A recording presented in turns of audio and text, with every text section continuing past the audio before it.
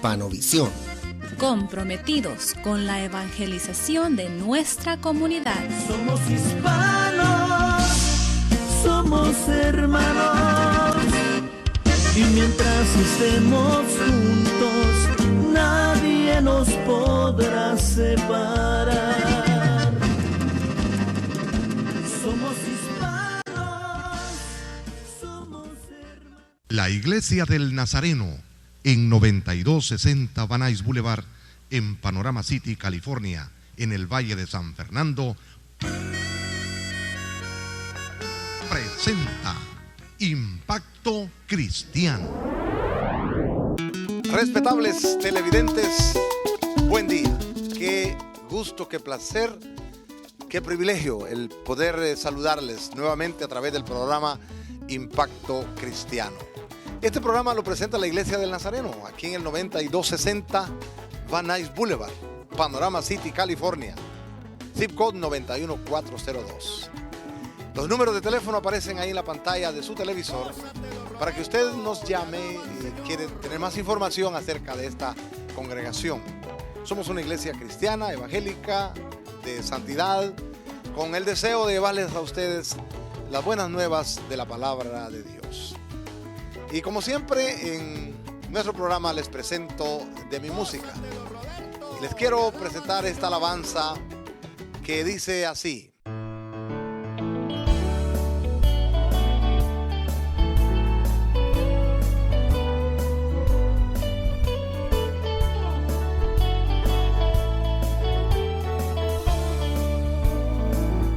Junto al sendero triste y solitario, un pobre ciego mendigaba pan, iba sin rumbo a tientas y en tinieblas.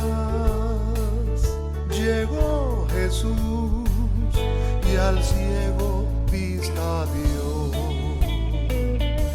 Llegó Jesús y huyó el enemigo.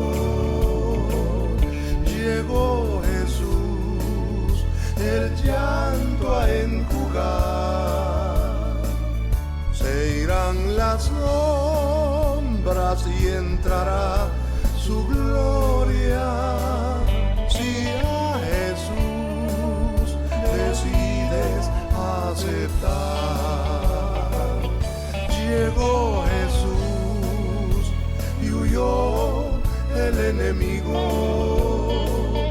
Llegó Jesús el llanto a enjugar. Se irán las sombras y entrará su gloria. Si a Jesús decides aceptar.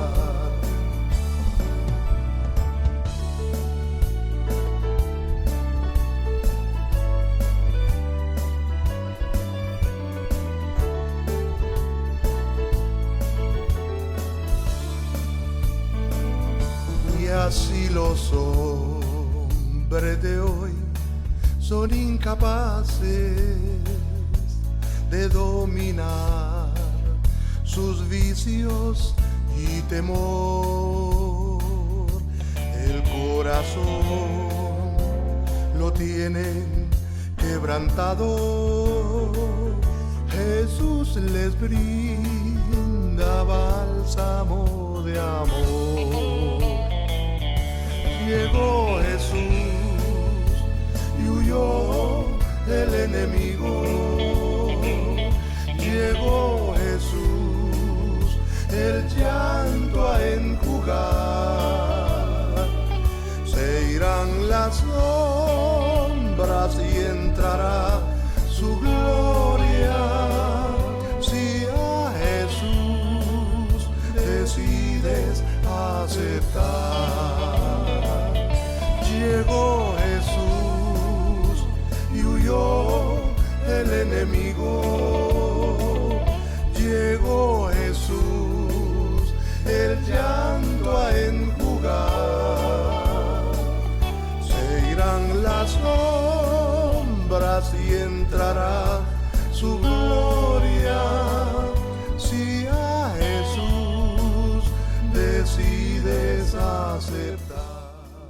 mensaje de hoy quiero hablarles acerca de la parábola más conocida de Jesucristo. Algunos dicen que esta es la parábola o la historia más amada, más bella de las parábolas del Señor. ¿Cuál es esa parábola? Lo que se le conoce como la parábola del hijo pródigo, que algunos dicen que debería llamarse la parábola del padre bondadoso, del padre amoroso, porque el protagonista en esta parábola no es el hijo, sino que es el padre que perdona, el padre que recibe. Y hay en este capítulo 15, versículos 11 hasta el 24, hay aquí por lo menos 5 puntos importantes que podemos mencionar así brevemente. El primero es, vemos aquí el hijo que pide su herencia. Dice el verso 11, también dijo un hombre tenía 2 hijos, y el menor de ellos dijo a su padre: Padre, dame la parte de los bienes que me corresponde. Y le repartió los bienes. No muchos días después, juntándolo todo, el hijo menor se fue a una provincia apartada, y ahí desperdició sus bienes viviendo perdidamente. Vea cómo empieza esta parte. El hijo llega y le dice al padre: dame la parte que me corresponde. Esto se ve claramente que estos eran bienes que el muchacho no merecía. ¿Por qué? Porque no los había ganado. Él no fue el que los trabajó, eran las propiedades de su padre. Y esto nos va a ilustrar el amor de Dios. El padre aquí está representando a Dios Padre. El hijo pródigo representa al pecador que se ha ido a la provincia apartada que sería el mundo. Y cuando vemos que aquí el hijo pródigo pide algo que no merece porque no lo había ganado, también nosotros vivimos en un mundo que poseemos pero que no lo merecemos porque nosotros no lo hemos hecho, nosotros no lo hemos creado. Por lo tanto, todo esto es de Dios. Pues hombre, vemos a este muchacho centrado en sí mismo, y hasta se ve así rudo, descortés, porque va y le dice al papá: dame. No dice: por favor papá, si me puedes hacer el favor, tengo algunos proyectos en la vida. No, dame lo que me corresponde. A él no le importaba que el padre sufriera, a él no le importaba ir a perder el dinero que el padre le estaba dando. Igual, a nosotros en la vida tampoco nos ha importado lo que Dios piense. Cuando hemos andado lejos de Dios, que los afanes del mundo son los que nos han ahogado. Al pecador igual, no le importa lo que Dios piense. Y este muchacho dice: dame independencia. Yo quiero vivir mi vida propia. Y luego, pues, esa ha sido también nuestra historia. Nuestras desgracias en la vida ha sido que nosotros, como muchachitos malcriados, ¿verdad? Esos que ya cumplen sus 18 años y aún antes, deseando tener los 18 años para irse de la casa. El muchacho, la muchacha ya no quiere depender de sus padres, quiere su independencia. Esa ha sido nuestra historia. Hemos querido vivir nuestra propia vida y nosotros no podemos manejar nuestra propia vida, y por eso hemos sufrido tantas cosas. Pues bueno, dice aquí que el padre le repartió los bienes. ¿Por qué el padre le reparte los bienes cuando aquel los pudo haber retenido? Sencillo. Dios, este padre, respetó la libertad de este muchacho. Igualmente, Dios respeta la libertad que Dios le ha dado al hombre. Como el padre de la historia no amarró al hijo, no lo encadenó, Dios tampoco amarra a nadie para que no se vaya porque Dios no quiere o se vaya porque Dios quiere. Dios le ha dado al hombre libre voluntad. Dios no tiene a nadie amarrado. Y luego dice que el hijo se fue y malgastó su vida viviendo perdidamente. Esa palabra que vivió perdidamente quiere decir que él se fue a un mundo de libertinaje. Él se fue a derrocharlo todo. Se fue con todo el dinero que pudo haber hecho de los bienes que el padre le dio. Y tuvo dinero, y tuvo de todo, dice la historia, mientras le duró el dinero. Pero también el dinero se le fue rápidamente, se le fue como agua entre los dedos, y luego se quedó sin amigos, se quedó sin nada, sin dónde vivir, se quedó sin qué comer. Y otra vez, esa es la figura del pecador que se va a ese lugar separado, al pecador que se fue del hogar paterno de Dios y se fue a la provincia apartada, al país del pecado, al país del libertinaje, al país de la avaricia, al país de la vergüenza, al país de la muerte, al país del infierno. Vivió perdidamente, de fiesta en fiesta, como le gusta disfrutar a la carne. ¿No es esa también nuestra historia? el vivir en el país del pecado, del placer, eso es lo que nos gusta. Pero luego dice aquí, segundo punto, al hijo que le tocó sufrir. Dice el verso 14, y cuando todo lo hubo malgastado, vino una gran hambre en aquella provincia y comenzó a faltarle. Vino un desastre natural y fue y se arrimó a uno de los ciudadanos de aquella tierra, el cual lo envió a su hacienda para que apacentase cerdos, y deseaba llenar su vientre de las algarrobas que comían los cerdos, pero nadie le daba. Aquí vemos entonces el cuadro de un hombre, de un joven, sufriendo al verse despojado, cuando lo hubo malgastado todo, cuando derrochó su vida, derrochó todo en los placeres de este mundo. Figura también del pecado. Cuando el hombre se va al pecado, tiene que saber que va a ir a hacer relación con un ladrón que lo va a despojar de todo. La persona que vive lejos de Dios cada día es despojado y más despojado y más despojado. El pecado lo despoja de su paz, le despoja su salud, le despoja de la vida eterna misma. El pecado es un ladrón y quien se mete con el pecado debe saber que va a ser despojado.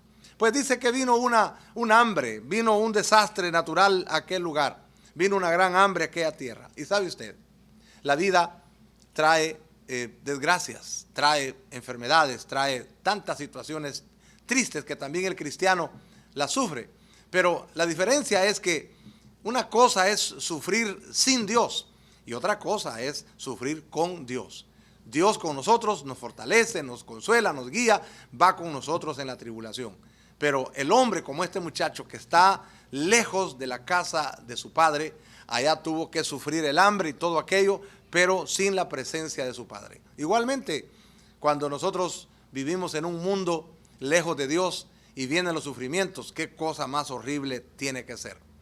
El siguiente paso aquí es que el muchacho cae en una humillación. Dice que lo mandaron a apacentar cerdos. Era un muchacho que no, sin duda alguna, no aprendió a ninguna profesión, no aprendió ningún trabajo, y ahora cuando encuentra a alguien que sí le da un trabajo, fue un trabajo muy humillante de ir a apacentar marranos. Eso también nos ilustra que, como dice un dicho, así paga el diablo a quien bien le sirve. El pecado nos humilla, nos lleva a niveles tan degradantes, tan vergonzosos. Y aquí dice que el muchacho sufrió una gran hambre. Sí, una gran hambre.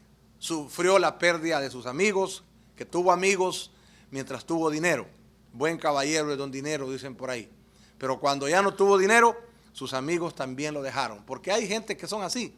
Hay amigos que son así como sanguijuelas que chupan sangre, como garrapatas que chupan sangre, que cuando, como dice un dicho, tanto tienes, tanto vales. Así le pasó a este muchacho, y es la experiencia pues del ser humano que se ha alejado de Dios y que ha creído que allá afuera va a encontrar las amistades que él necesita, cuando que muchas personas, la experiencia es que mientras hay que dar es cuando tenemos muchas amistades. Y no digo que no hayan buenos amigos, porque sí los hay, pero en orden general así sucede.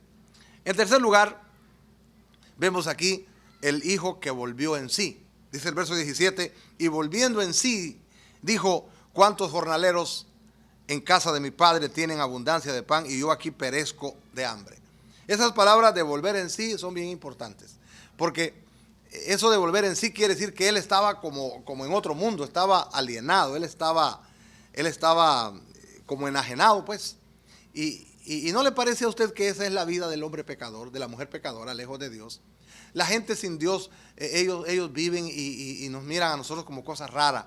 Ellos miran las cosas de Dios como cosas raras, como algo absurdo. ¿Por qué razón? Porque la vida del pecado los tiene como locos. La vida del pecado los tiene como separados de la realidad. Por eso ahora que nosotros hemos venido a los caminos de Dios, nosotros los miramos raros a ellos, porque es raro que esta gente quiera andar gastando todo su dinero en la borrachera y cuantas cosas. Y uno dice, pues qué raro que no quieran venir a esta vida. Pero recuerde que así también mirábamos nosotros antes las cosas del Señor. Pero esa palabra, volver en sí, en la Biblia, también quiere decir arrepentimiento. Arrepentirse, dar la media vuelta, caminar los 180 grados de la circunferencia.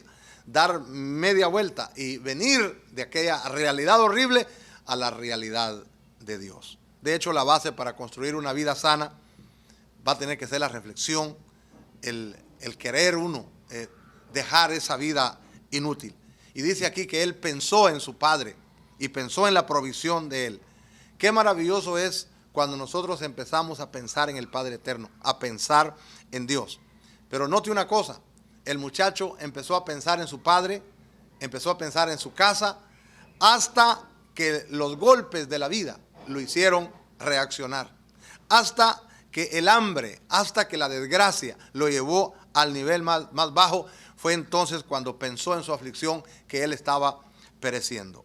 Nosotros no deberíamos de esperar llegar a un nivel de sufrimiento tan bajo para empezar a reflexionar y buscar la consagración de vida con el Señor. Me gusta aquí que él pensó en humillarse. Eso es muy importante. Él dijo, yo me levantaré, yo voy a ir a mi padre, le voy a decir, Señor, Padre, he pecado contra el cielo, contra ti. No soy digno, dice, no soy digno de ser llamado tu hijo. Dijo, yo voy a dejar el país lejano y apartado y voy a volver a Dios. Tan importante es esto.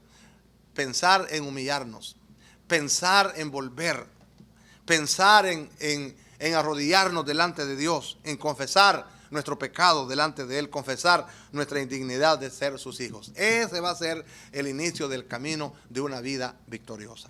Pero luego el punto 4 dice que el hijo que se levantó y volvió, no se quedó ahí pensando, dice, y levantándose vino a su padre. Y levantándose vino a su padre. Ese fue el momento más grande. No solamente lo pensó, no solamente lo estudió, pero dice, se levantó.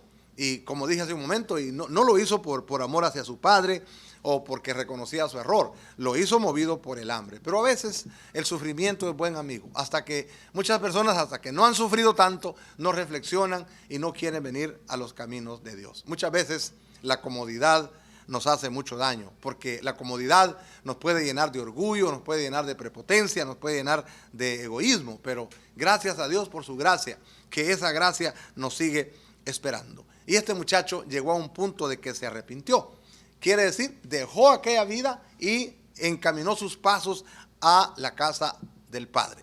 Y cuando llegó allá, dice aquí que el padre fue movido a misericordia, sin importar lo que aquel muchacho pudo haber hecho, sin importar en dónde haya estado, porque ni siquiera le preguntó cómo era la ciudad o qué tantas cosas hiciste.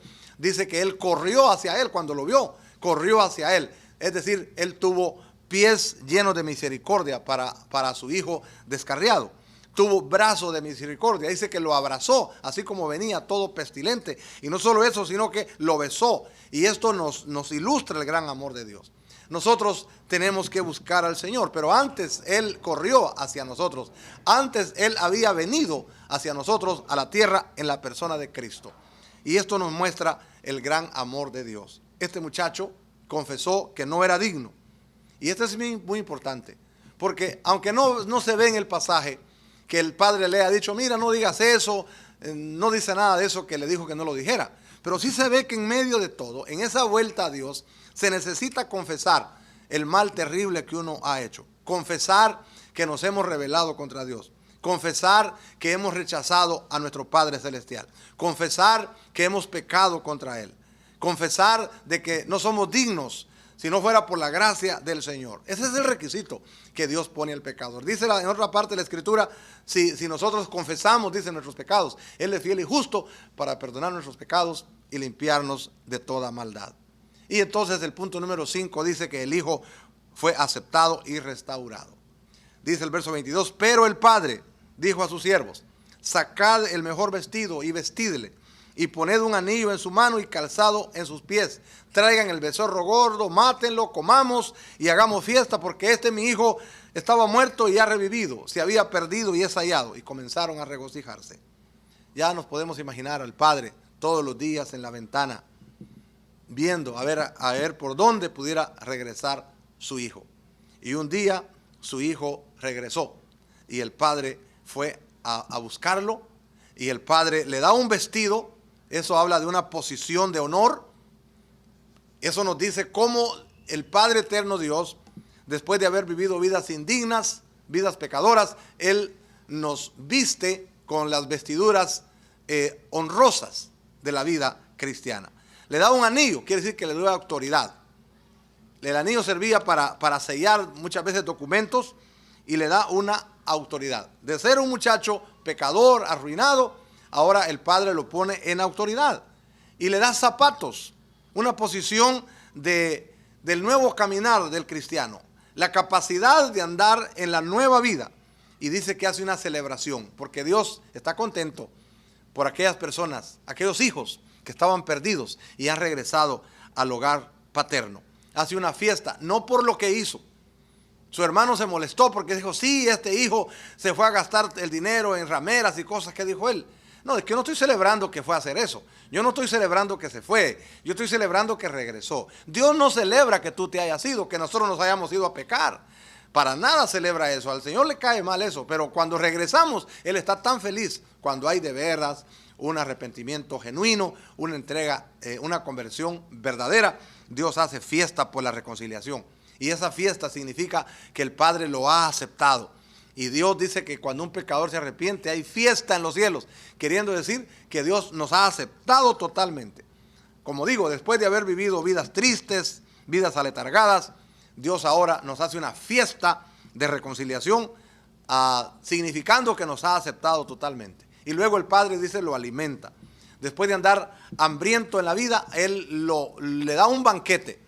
Y eso ilustra también que esta vida que vivíamos nosotros era una vida de hambre de bendición, una vida de hambre de felicidad. Ahora cuando regresamos, el Padre nos hace un banquete de amor, nos hace parte de su familia y hace una celebración por nuestro regreso, para proclamar, para festejar que estábamos muertos y Dios nos ha dado nueva vida, que estábamos perdidos y hemos sido hallados. Pero en medio de todo esto está el requisito del arrepentimiento. El arrepentimiento del Hijo, el arrepentimiento verdadero, el hacer pasos para volver a la casa, el confesar, el humillarse. Cuando nosotros damos los pasos necesarios del arrepentimiento, de la confesión, de la consagración, de la entrega, del venir al Señor humillados, como dice el himno, ven a Él que te espera, tu buen Salvador. Entonces el Señor es movido a misericordia. Y es más, dice que por su misericordia Él ha trabajado con nosotros para que vengamos a Él. Lo que yo estoy haciendo ahora, y usted me está escuchando, esto es obra de la misericordia del Señor, que le está llamando a usted también para que regrese al hogar paterno, para que no se vaya en pos de esa vida que no vale la pena. Y ahora que hemos regresado a Él, Dios tiene fiesta en nuestro corazón. Dios tiene fiesta para con nosotros. Dios está alegre cuando nosotros hemos regresado. Pero Dios está triste cuando andamos lejos del hogar paterno, cuando andamos lejos de Él, porque Dios sabe lo que le espera en esta vida y en la eternidad a alguien que anda lejos de Él. Pero ya será asunto de cada uno de nosotros si queremos volver o nos queremos quedar allá. Dios ha hecho todo para nuestra salvación, para nuestra bendición, pero en medio de todo está la voluntad, la libre voluntad. Dios nos hizo seres libres. Dios no quiere que le sigamos porque tenemos que, sino porque queremos seguirle. Y Él nos abre la puerta. Y dice la palabra de Dios, venid a mí, todos los que estáis trabajados y cargados, que yo os haré descansar. ¿Por qué no regresa usted también a Dios? ¿Por qué no viene usted al Señor humillado, humillada, confesando sus pecados, apartándose de esa ciudad de perdición en su vida y se humilla delante de Dios por medio de una oración y le dice, Padre, muchas gracias por tu palabra. Muchas gracias por la ilustración que tú me estás dando a través de esta historia. Cuando tú no quieres que nosotros andemos en la vida apartada, en la vida del pecado, sino que tú quieres que estemos contigo. Señor, aquí vengo ante ti. Me humillo ante ti, Señor. Perdóname mis pecados. Señor, quiero consagrar mi vida a ti. Sé que no soy digno porque he pecado, pero gracias porque por tu gracia, Señor, me puedo cubrir. Y entonces el sacrificio de Cristo sí me hace digno. El sacrificio de Cristo sí me permite entrar hasta ti. Gracias por recibirme, Señor. Te entrego mi vida, todo lo que tengo, todo lo que soy, en el nombre de Jesús. Amén.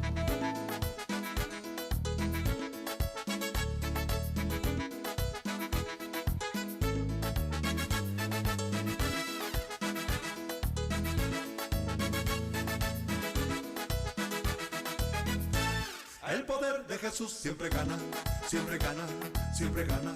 El poder de Jesús siempre gana. El Señor la victoria me da.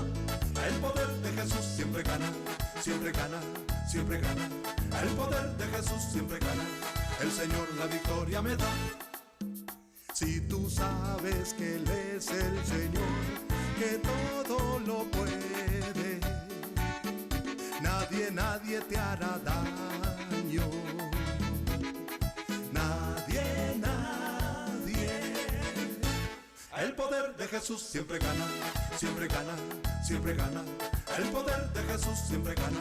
El Señor la victoria me da. El poder de Jesús siempre gana, siempre gana, siempre gana. El poder de Jesús siempre gana. El Señor la victoria me da.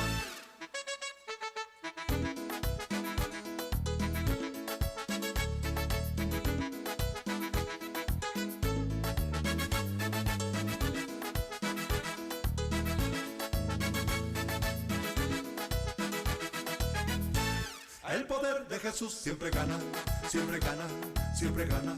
El poder de Jesús siempre gana. El Señor la victoria me da. El poder de Jesús siempre gana, siempre gana, siempre gana.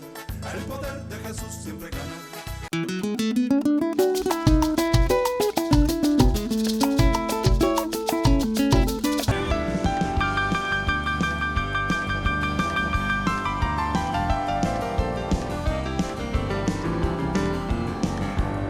Iglesia del Nazareno en el 9260 Van Nuys Boulevard en Panorama City, California, presentó su programa Impacto Cristiano.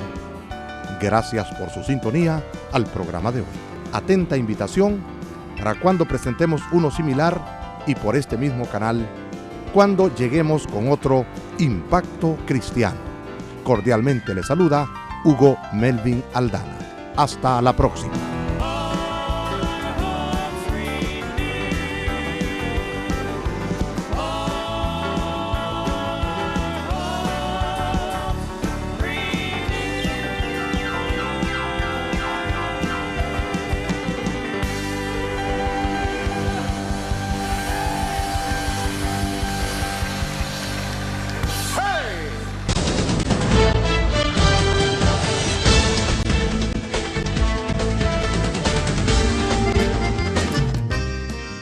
Hispanovisión. Comprometidos con la evangelización de nuestra comunidad. Somos hispanos, somos hermanos. Y mientras estemos juntos, nadie nos podrá separar.